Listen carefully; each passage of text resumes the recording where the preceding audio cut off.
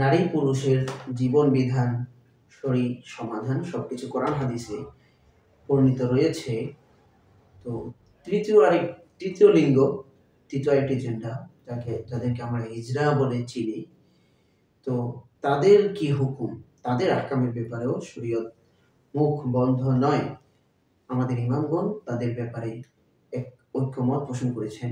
ইমাম আবু হানিফা রাহমাতুল্লাহি আলাইহি তাদের ব্যাপারে বলেছেন যে হিজড়া যদি তাদের আকার আকৃতি অবয়ব যদি অধিকাংশ পুরুষের ন্যায় হয়, তাদের কথাবার্তা বোক ইত্যাদি, তাদের এস্তেঞ্জা ইত্যাদি যদি পুরুষের মতোই হয়, তাহলে তার বিধিবিধান পুরুষের মতোই হবে।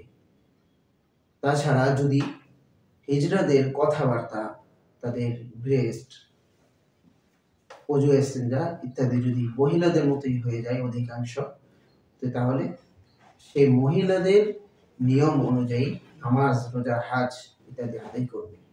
এটাই শরীয়তের বিধান। ইসলামী শরিয়া অনুযায়ী 3টি জেন্ডার হুকুম, আহকাম, বিধিবিধান। কিন্তু আমাদের বর্তমান বাংলাদেশে চতুর্থ আরেকটি লিঙ্গ প্রকাশ পেয়েছে, যেটাকে আমরা ট্রান্সজেন্ডার বলে চিনতে পারি। তো তাহলে এটার সিস্টেমটা হচ্ছে, আমি একজন পুরুষ, আমি বলে দিব যে আমি এখন থেকে নারী, তো তাহলে সরকারিভাবে আমার উপরে নারীর যত ন্যায় নীতি আছে তো ওগুলো বর্তাবে। এবং আমি একজন নারী, আমি আজকে ঘোষণা করে দিব আমি আজ থেকে পুরুষ, তো আমাকে সরকারিভাবে পুরুষ হিসাবেই গণ্য করা হবে। তো এটা অস্তিত্ব বা এটার উৎপত্তি স্থল কোথায় বা কি, বা এর কোনো ভিত্তি শরীয়তে পাওয়া যায় কিনা। তো এই ক্ষেত্রে আমি বলবো এটা মূলত শুরু হয়েছে আমেরিকা থেকে। তো এটা যখন প্রথমত এটা শরীয়ত সম্মত নয়।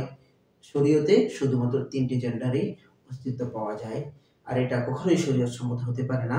তো এই জন্য এটার তীব্র নিন্দা জানানো এবং এর প্রতিবাদ গড়ে তোলা মুসলমান হিসাবে আমাদের দায়িত্ব এবং কর্তব্য। আর এটা এখন থেকেই নির্মূল করতে হবে। কেননা এটা যখন আমেরিকায় প্রথম আবিষ্কৃত হয়, তো তখন 100 বছর আগে তখন তার সমর্থক ছিল শূন্যের কোঠায়, কিন্তু 100 বছরের ব্যবধানে প্রায় 40% মানুষ ট্রান্সজেন্ডারে বিশ্বাসী হয়ে উঠেছে। আজকে আমাদের বাংলাদেশেও ট্রান্সজেন্ডার বিশ্বাসী প্রায় শূন্যের কোঠায়। কিন্তু আজকে যদি এর প্রতিবাদ গড়ে তোলা না হয়, এটাকে যদি সমূলে ধ্বংস করা না হয়, তাহলে আগামী 100 বছর লাগবে না, 50 বছরেই আমাদের দেশের 50% মানুষ একসময় ট্রান্সজেন্ডার বিশ্বাসী হয়ে যাবে।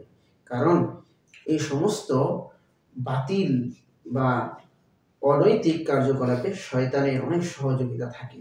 তো এই জন্য ওগুলা বিস্তারও হয় সহজে।